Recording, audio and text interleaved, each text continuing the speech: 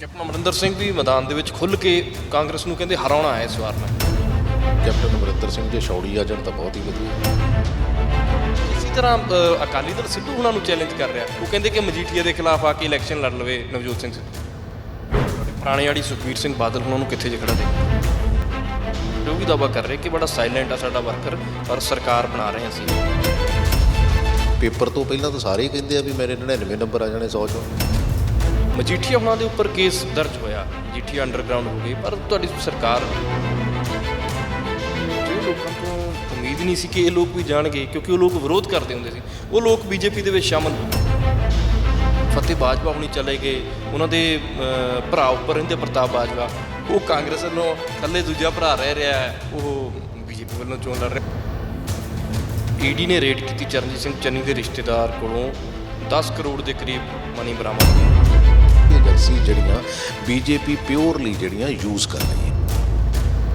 ਕੇਜਰੀਵਾਲ ਤਾਂ ਓਪਨ ਸਟੇਜਾਂ ਤੇ ਹੁਣ ਕਹਿਣ ਲੱਗ ਗਏ ਕਿ ਭਗਵੰਤ ਮਾਨ ਸੀਐਮ ਚਿਹਰਾ ਨਹੀਂ, ਭਗਵੰਤ ਮਾਨ ਤਾਂ ਅਗਲਾ ਸੀਐਮ ਆ ਪੰਜਾਬ ਦਾ। ਉਹ ਤਾਂ ਪਹਿਲਾਂ ਤਾਂ ਇਹ ਵੀ ਝੂਠ ਵਾਹਵਾ ਬੋਲ ਹਟੇ ਆ ਵੀ ਹਾਂ ਵੀ 4 ਦਿਨਾਂ ਦੇ ਵਿੱਚ 21 ਲੱਖ ਲੋਕਾਂ ਨੇ ਰਿਸਪੌਂਸ ਦਿੱਤਾ। ਇੱਕ ਫੋਨ ਤੇ 21 ਲੱਖ ਲੋਕਾਂ ਵੱਲੋਂ ਰਿਸਪੌਂਸ ਦਿੱਤਾ ਹੀ ਨਹੀਂ ਜਾ ਸਕਦਾ। ਇਹ ਕਹਿੰਦੇ ਕਿ ਸਾਨੂੰ ਉਮੀਦਾਂ ਬਹੁਤ ਸੀ ਪ੍ਰਗਟ ਸਿੰਘ ਹੋਣਾ ਕੋਲੋਂ, ਪਰ ਉਮੀਦਾਂ ਤੇ ਖਰੇ ਨਹੀਂ ਉਤਰੇ। ਧਰਨੇ ਵੀ ਲੱਗੇ ਰਹੇ ਤੁਹਾਡੇ ਘਰ ਦੇ ਬਾਹਰ, ਅਧਿਆਪਕਾਂ ਨੇ ਧਰਨੇ ਲਾ ਕੇ ਰੱਖੇ, ਕਹਿੰਦੇ ਸਾਡੀ ਗੱਲ ਨਹੀਂ ਸੁਣੀ।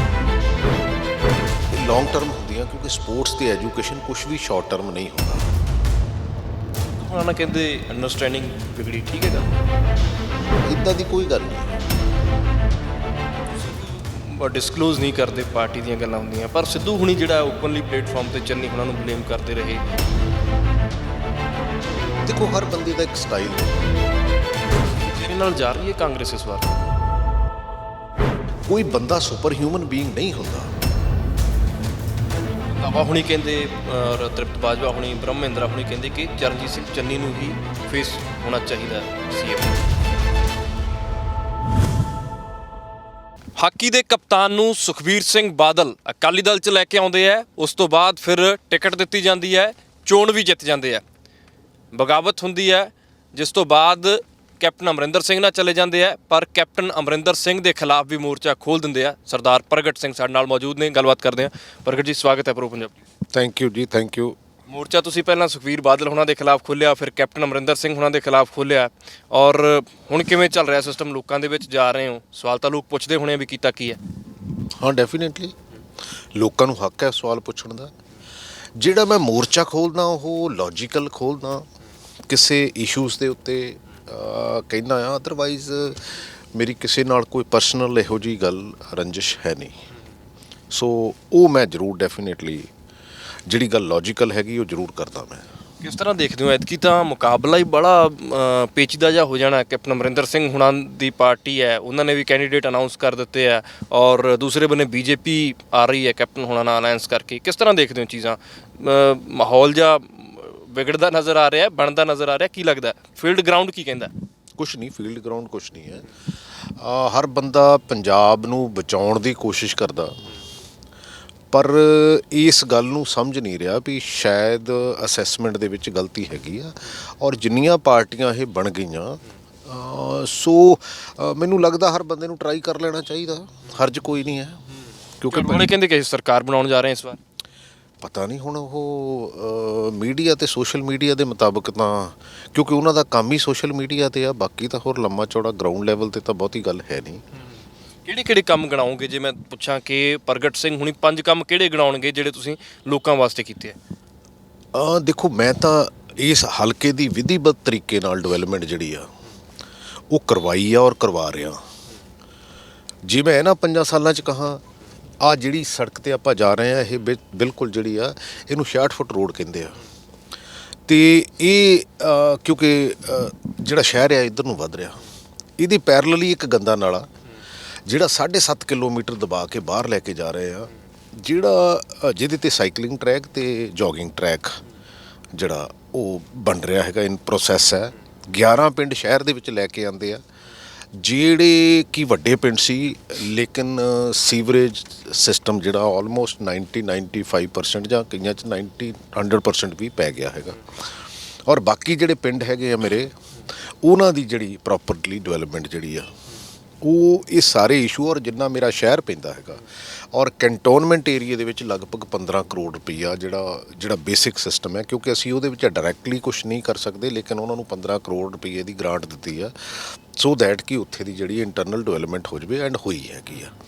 ਔਰ ਉਹਦੇ ਤੋਂ ਇਲਾਵਾ 17 ਸਪੋਰਟਸ ਪਾਰਕ, ਤਾਂ ਕਿ ਹਲਕੇ ਦੇ ਵਿੱਚ ਜਿਹੜੇ ਵੀ ਏਰੀਏ ਦੇ ਵਿੱਚ ਸਾਨੂੰ ਜਗ੍ਹਾ ਹੈਗੀ ਆ ਉਹਦੇ ਵਿੱਚ ਅਸੀਂ ਸਪੋਰਟਸ ਪਾਰਕ ਬਣਾਈਏ, ਤਾਂ ਕਿ ਇਹੋ ਜਿਹਾ এনवायरमेंट ਜਾਂ ਇਹੋ ਜਿਹਾ ਮਾਹੌਲ ਬਣਾ ਸਕੀਏ ਜਿਹਦੇ ਨਾਲ ਬੱਚੇ ਸਪੋਰਟਸ ਕਰਨ ਔਰ ਬਜ਼ੁਰਗ ਸੈਰ ਵਗੈਰਾ ਕਰਨ, ਤਾਂ ਕਿ ਸਿਹਤ ਵਾਲੇ ਐਂਗਲ ਨੂੰ ਠੀਕ ਕੀਤਾ ਜਾ ਸਕੇ। ਖਿਡਾਰੀ ਕਹਿੰਦੇ ਕਿ ਸਾਨੂੰ ਉਮੀਦਾਂ ਬਹੁਤ ਸੀ ਪ੍ਰਗਟ ਸਿੰਘ ਹੋਣਾ ਕੋਲੋਂ, ਪਰ ਉਮੀਦਾਂ ਤੇ ਖਰੇ ਨਹੀਂ ਉਤਰੇ। ਧਰਨੇ ਵੀ ਲੱਗੇ ਰਹੇ, ਤੁਹਾਡੇ ਘਰ ਦੇ ਬਾਹਰ ਅਧਿਆਪਕਾਂ ਨੇ ਧਰਨੇ ਲਾ ਕੇ ਰੱਖੇ, ਕਹਿੰਦੇ ਸਾਡੀ ਗੱਲ ਨਹੀਂ ਸੁਣੀ ਗਈ। ਕਿਸ ਤਰ੍ਹਾਂ ਦੇਖਦੇ ਹੋ ਇਹਨਾਂ ਦੋਨਾਂ ਗੱਲਾਂ ਨੂੰ? ਮੈਂ ਦੇਖੋ, ਜਿੱਥੋਂ ਤੱਕ ਤਾਂ ਖੇਡਾਂ ਦਾ ਸਵਾਲ ਹੈ, ਕਿਉਂਕਿ 3 ਮਹੀਨਿਆਂ ਦੇ ਵਿੱਚ ਮੈਂ ਲਗਭਗ 12 ਕਰੋੜ ਰੁਪਈਆ ਜਿਹੜਾ ਉਹ ਪਿਛਲਾ ਜਿਹੜਾ ਪੈਂਡਿੰਗ ਪਿਆ ਸੀ ਉਹਨਾਂ ਨੂੰ ਕੈਸ਼ ਅਵਾਰਡ ਦੇਣਾ ਸੀ, ਉਹ ਦਿੱਤਾ ਹੈਗਾ, ਔਰ ਪਲੈਨਡ ਕੀਤਾ ਹੈਗਾ ਵੀ ਅਸੀਂ ਆਹ ਕਰਨਾ ਹੈਗਾ ਔਰ ਇਸ ਤਰ੍ਹਾਂ ਕਰਨਾ ਹੈਗਾ।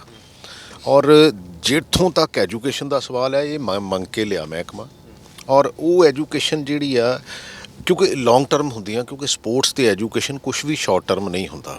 ਸੋ ਉਹਦੇ 'ਤੇ ਕਿਉਂਕਿ ਪਿਛਲੇ 10 ਸਾਲ ਦਾ ਪਾਈਲ ਅਪ ਹੋਇਆ ਪਿਆ ਸੀਗਾ, ਔਰ ਉਹਨਾਂ ਨਾਲ ਜਿੰਨੀਆਂ ਮੀਟਿੰਗਸ ਕਰਕੇ ਜੋ ਬੈਸਟ ਪੋਸੀਬਲ ਸੀ, ਕਿਉਂਕਿ 19,000 ਟੀਚਰਾਂ ਦੀ ਭਰਤੀ ਲਗਭਗ ਕੋਰਟਸ ਦੇ ਵਿੱਚ ਸੀਗੀ, ਔਰ 12,880 ਮੈਂ ਨਵੀਆਂ ਪੋਸਟਾਂ ਕ੍ਰੀਏਟ ਕਰਾਈਆਂ, ਉਹਦੇ ਵਿੱਚ 2,000 ਫਿਜ਼ੀਕਲ ਐਜੂਕੇਸ਼ਨ ਟੀਚਰਸ ਦੀਆਂ ਕ੍ਰੀਏਟ ਕਰਾਈਆਂ। ਉਹ ਇਸ ਕਰਕੇ ਕਰਾਈਆਂ ਤਾਂ ਕਿ, ਔਰ ਉਹਦਾ ਟਾਈ ਅਪ ਸਾਡਾ ਸਾਊਥ ਅਫਰੀਕਾ ਦੇ ਜਿਹੜੇ ਫਿਜ਼ੀਕਲ ਟ੍ਰੇਨਰਸ ਆ ਉਹਨਾਂ ਨਾਲ ਕਰਵਾਇਆ, ਸੋ ਦੈਟ ਕਿ ਉਹਨਾਂ ਨੂੰ 500 ਦੇ ਬੈਚ ਦੇ ਵਿੱਚ ਟ੍ਰੇਨਿੰਗ ਕਰਵਾ ਕੇ ਅਸੀਂ ਬੇਸ ਨੂੰ ਠੀਕ ਕਰ ਸਕੀਏ।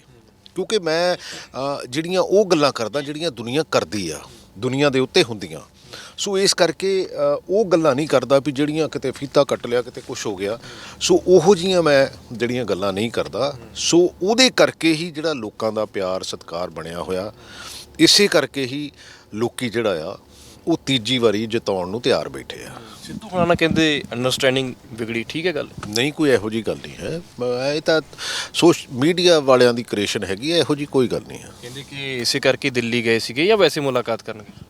ਯਾਰ ਜਦੋਂ ਅਸੀਂ ਕੋਈ ਡਿਸਕਸ਼ਨ ਵੀ ਕਰਨ ਚਲੇ ਜਾਂਦੇ ਆ, ਜੇ ਕੋਈ ਪਾਰਟੀ ਪਲੇਟਫਾਰਮ ਤੇ ਕੋਈ ਕਿਸੇ ਕਿਸਮ ਦੀ ਵੀ ਡਿਸਕਸ਼ਨ ਹੁੰਦੀ ਆ, ਕਿਉਂਕਿ ਇਲੈਕਸ਼ਨ ਹੈਗੀ ਆ, ਉਹ ਤੋਂ ਪਹਿਲਾਂ ਵੀ ਉਹਦੇ ਮਿਡਲ ਦੇ ਵਿੱਚ ਵੀ, ਸੋ ਇਦਾਂ ਦੀ ਕੋਈ ਗੱਲ ਨਹੀਂ ਹੈ। ਤੁਸੀਂ ਕੋਈ ਡਿਸਕਲੋਜ਼ ਨਹੀਂ ਕਰਦੇ, ਪਾਰਟੀ ਦੀਆਂ ਗੱਲਾਂ ਹੁੰਦੀਆਂ, ਪਰ ਸਿੱਧੂ ਹੁਣੀ ਜਿਹੜਾ ਓਪਨਲੀ ਪਲੇਟਫਾਰਮ ਤੇ ਚੰਨੀ ਹੁਣਾਂ ਨੂੰ ਬਲੇਮ ਕਰਦੇ ਰਹੇ, ਇਹਨਾਂ ਚੀਜ਼ਾਂ ਨੂੰ ਕਿੱਦਾਂ ਦੇਖਦੇ ਹੋ ਤੁਸੀਂ? ਦੇਖੋ, ਹਰ ਬੰਦੇ ਦਾ ਇੱਕ ਸਟਾਈਲ ਹੁੰਦਾ।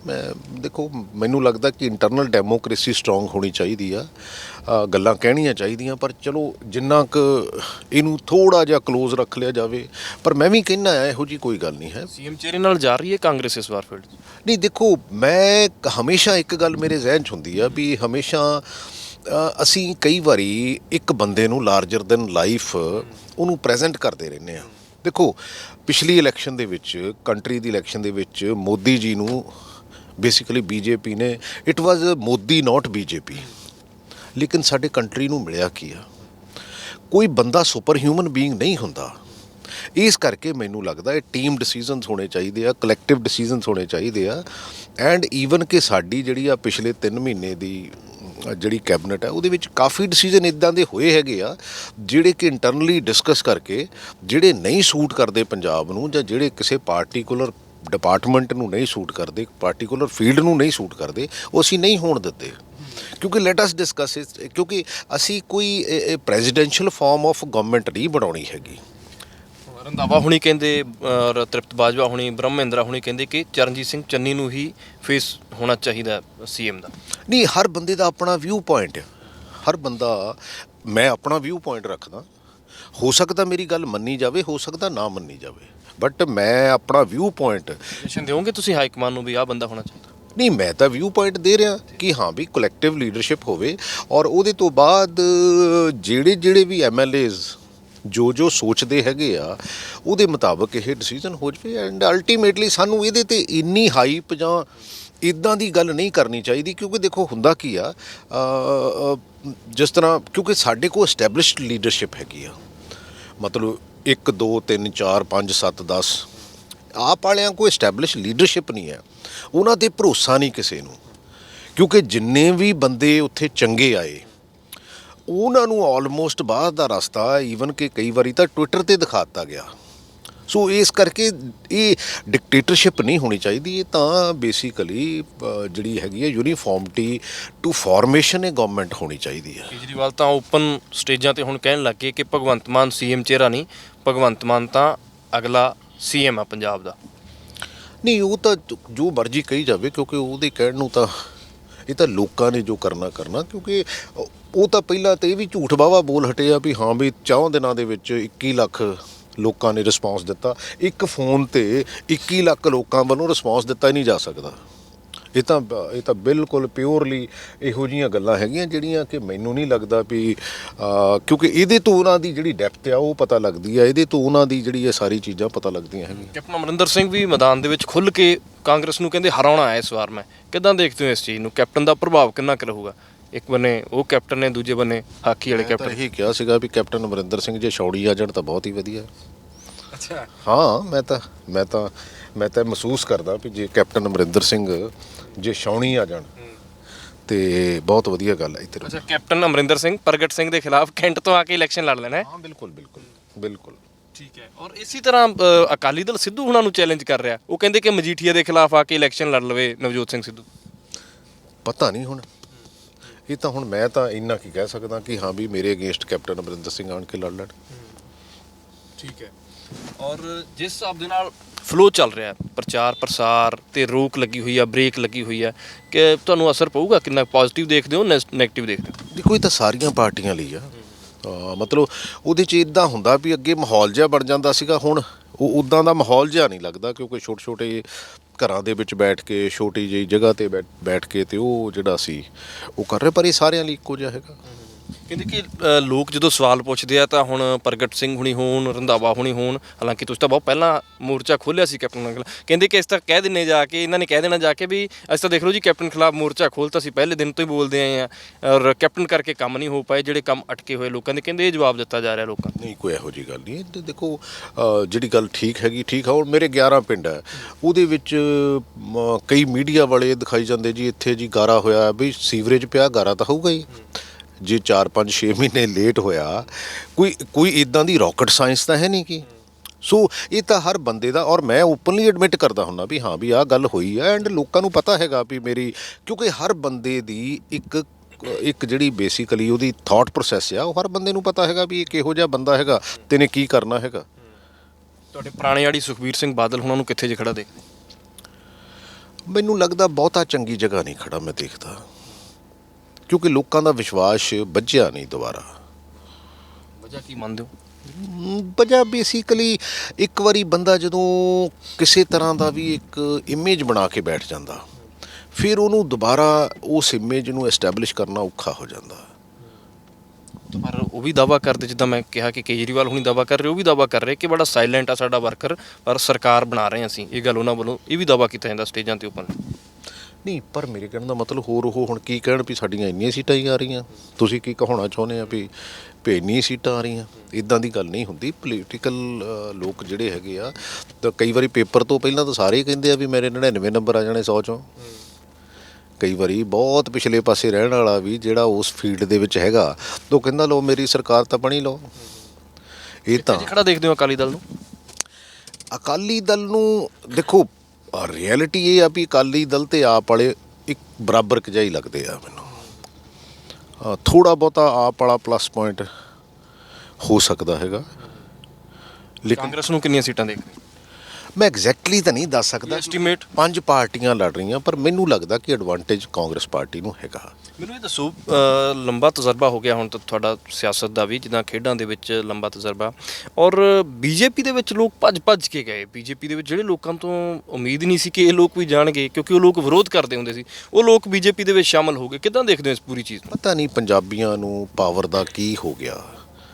ਮੈਂ ਉਹ ਪਰਿਵਾਰ ਵੀ, ਤੁਹਾਡੀ ਬਿਲਕੁਲ ਗੱਲ ਠੀਕ ਆ ਵੀ ਜਿਹੜੇ ਆਈਡੀਆਲੋਜੀਕਲੀ ਉਹਨਾਂ ਨਾਲ ਮੇਲ ਨਹੀਂ ਖਾਂਦੇ, ਜਦੋਂ ਉਹ ਗਏ ਹੈਗੇ ਆ। ਮੈਂ ਨਹੀਂ ਕਹਿੰਦਾ ਪਾਰਟੀਆਂ ਸਾਰੀਆਂ, ਹਰ ਬੰਦੇ ਦੀ ਉਸ ਥਾਟ ਪ੍ਰੋਸੈਸ ਹੈਗਾ, ਬਟ ਜਿਹੜੀਆਂ ਇਹ ਪਾਰਟੀਆਂ ਹੈਗੀਆਂ ਇਹਨੂੰ ਕਮ ਸੇ ਕਮ ਇਹ ਸੋਚਣਾ ਤਾਂ ਚਾਹੀਦਾ ਜਿਹੜੇ ਇਹ ਬੰਦੇ ਜਾਣ ਡਏ ਹੈਗੇ ਆ।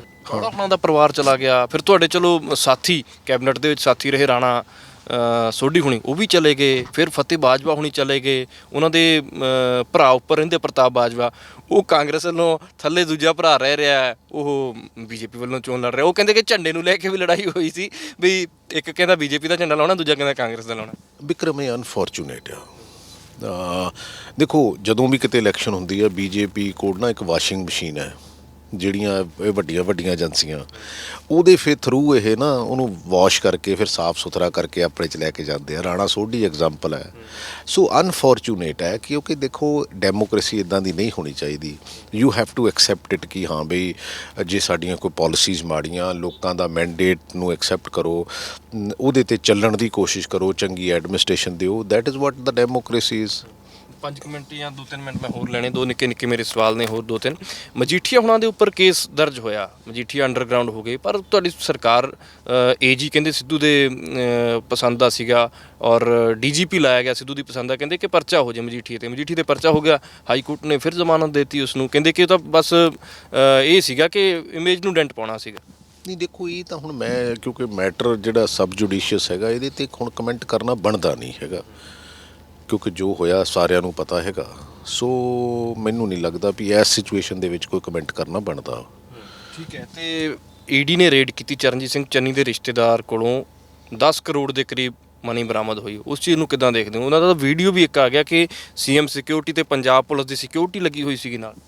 ਨਹੀਂ ਦੇਖੋ ਮੈਂ ਕਦੀ ਵੀ ਨਾ ਏਜੰਸੀਜ਼ 'ਤੇ ਇਸ ਐਂਗਲ ਨਾਲ ਨਹੀਂ ਦੇਖਦਾ, ਪਰ ਸ਼ੱਕ ਉਦੋਂ ਹੁੰਦਾ ਜਦੋਂ ਖਾਸ ਕਰਕੇ ਜਦੋਂ ਇਲੈਕਸ਼ਨ ਹੁੰਦੀ ਆ।